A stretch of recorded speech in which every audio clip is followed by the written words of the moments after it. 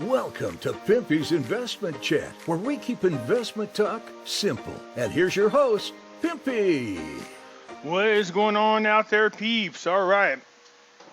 Looking back at some of the articles over the last couple of days, man, if I didn't know any better, it appears as Barzani and Halabasi have flipped the script and betrayed Sauder. I might be wrong, but it does appear like they don't want early elections, and they want to go ahead and move forward with forming a government, which would be interesting if that's exactly what they did, because how does that translate to the people who are willing to take to the streets to fight for what they believe is theirs?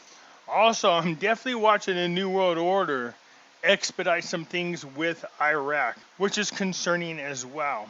Before we get started though, hit the thumbs up button. If you're not a subscriber, please do so, because when you do, it helps out the channel, and I certainly do appreciate it. If you're thinking about buying gold and silver, go to our friends over there at Money Metals Exchange. The link is down below in the description. If you're a first-time buyer and you spend more than $100, use promo code Pimpy, P-I-M-P-Y, and you will get a free half ounce of silver. America reveals the meeting of 11 embassies to support Iraq. This is the international community coming together to do what they can to squash the issue going on in Iraq. I'm going to be curious to see who it is they support, whether it is a Sauderist movement, who appears to be a nationalist movement and wants to make sure that the country is ran by the people. Or are they going to support somebody like Maliki, a corrupt government, which is usually who the New World Order likes to have in power because they're easy to control. They control them through their greed and the need to be in control. Says American ambassador to Iraq, Romanowski, revealed on Tuesday a meeting of diplomats from 11 embassies and international organizations to help increase trade and investment in Iraq. Romanowski said in a statement issued by the embassy, which was received by the news, that the United States supports economic reform and a strong private sector in Iraq, which usually translates to a much cheaper currency so that the labor is much more affordable. You can see right here, supports economic reform and strong private sector in Iraq, which creates more job opportunities for people, more investment opportunities, and a prosperous Iraq. Is it prosperous? Is it really? When these globalists go around and crush the economy of other countries and then devalue their currency so low, have their companies or corporations go into these poor countries, rip them off of their resources, have things built using cheaper labor rates. I mean, how's that making your country prosperous? It might look prosperous on paper, but is that prosperity being handed down to the people whose country it belongs to? That's the bigger question.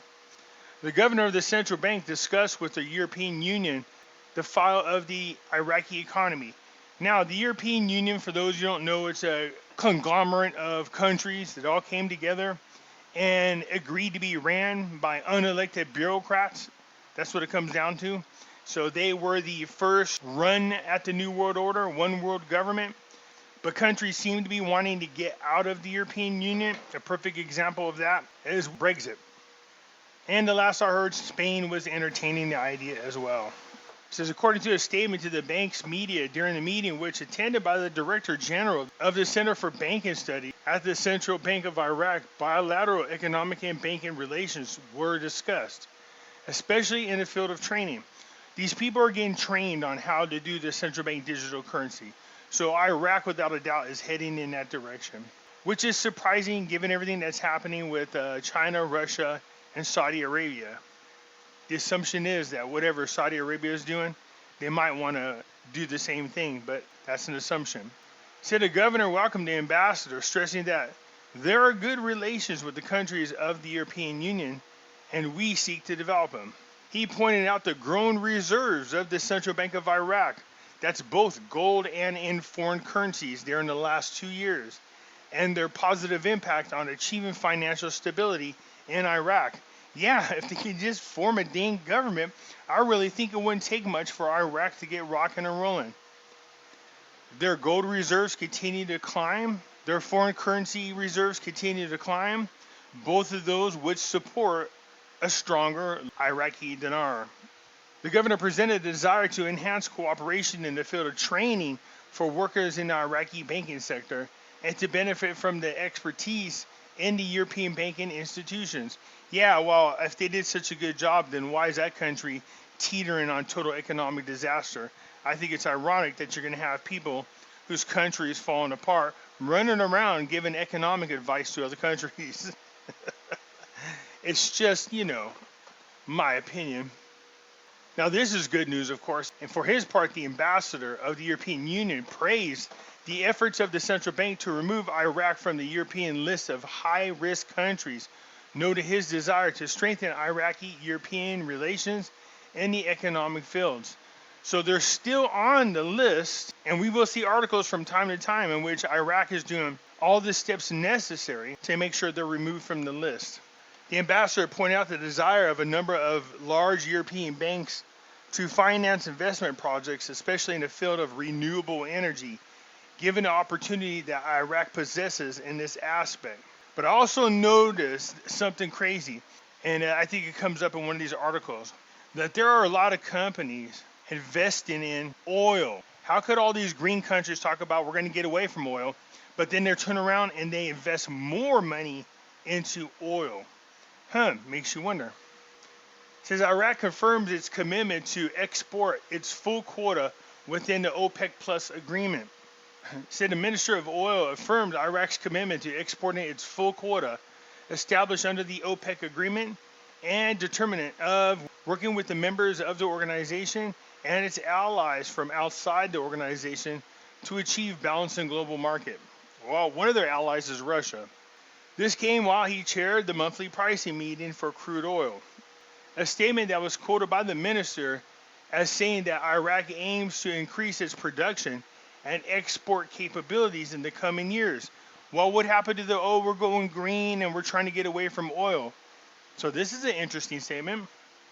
By promoting investments in the oil and energy sector, noting that the importance of investments in sustaining and strengthening Iraq's position among the producing countries and maintaining its influential position in the energy market. So, am I reading this wrong? Why are countries investing in oil if they're supposed to be getting away from it? That's what I'm talking about. It's bullshit. The whole real purpose for them trying to force us away from oil is simply because they need it for themselves. You can't run a surveillance state all around the world without having the energy to do so. 65% of energy is created through oil. So the Minister of Oil stressed Iraq's commitment to support global investment in the oil and energy sector, stressing the fulfillment of its financial and contractual obligations.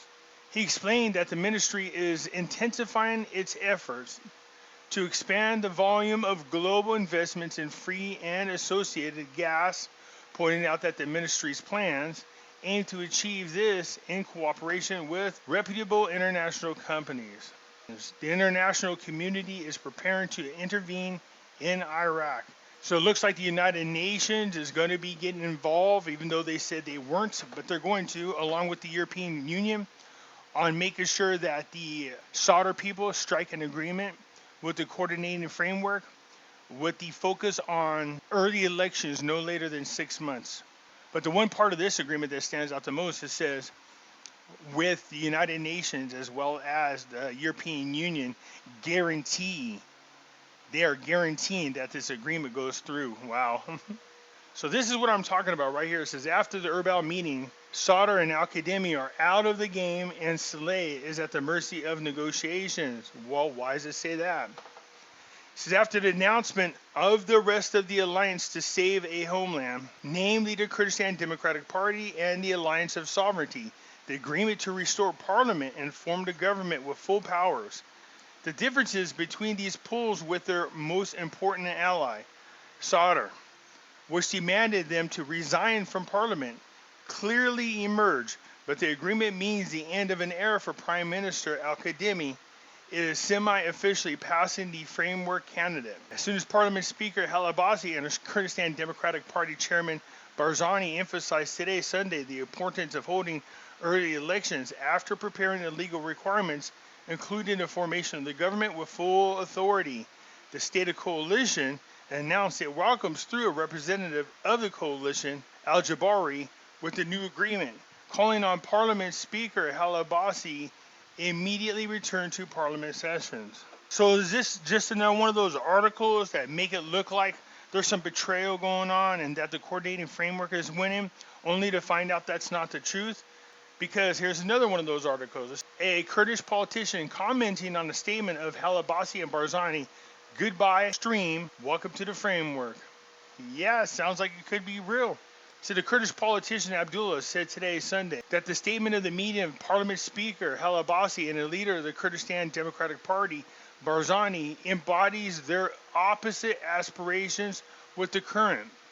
Abdul wrote in a post on Twitter platform seen by the news, they actually left Sadr after he was the one who liberated them after he withdrew from Parliament. The statement clearly embodies their opposite aspirations with the current. Both of them reject early elections, and the formulation of the statement came to polite the movement, no more and no less. He concluded his tweet by saying, bye-bye stream, welcome to the tire.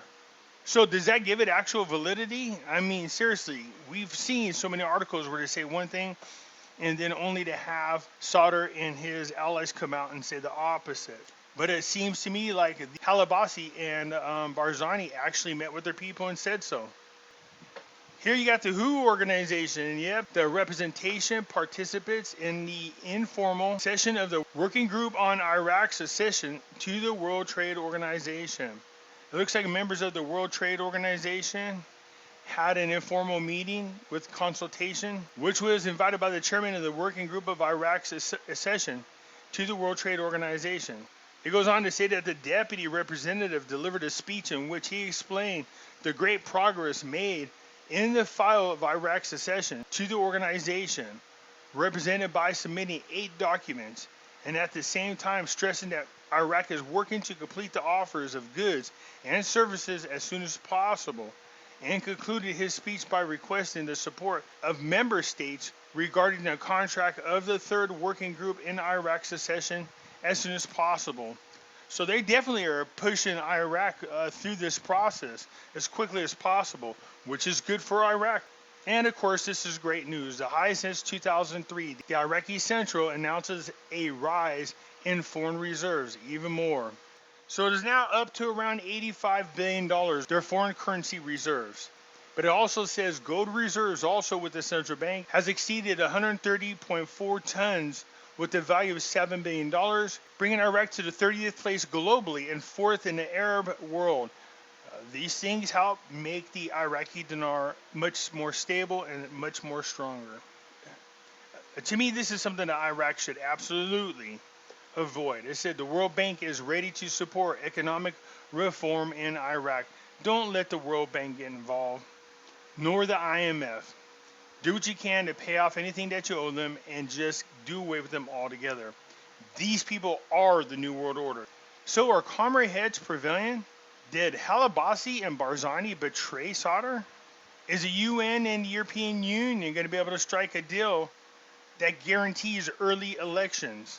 There's a lot of things going on. We know that Iraq has been doing everything it can to stabilize this country, to get back out there on an international scene, to have an internationally recognized currency that trades on the Forex, and one that's strong. The right steps for the most part are being taken. We just need to get a stable government, a stable economy, and a stable country. Anyways, that's it for now. You let me know what you think. I look forward to your comments, and I'll catch you later. I'm out.